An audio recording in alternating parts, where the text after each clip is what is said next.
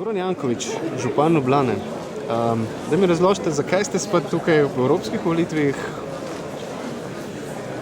Zakaj spremljate rezultate? Ne vem.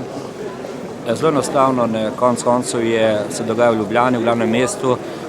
Me zanimajo, jaz sem tudi pozval Ljubljančane, Ljubljančane, ne grejo na te volitve. Mislim, da se tudi vsaj v Ljubljani nekoliko boljši rezultat kot druge, čeprav še ni dobil prave teže.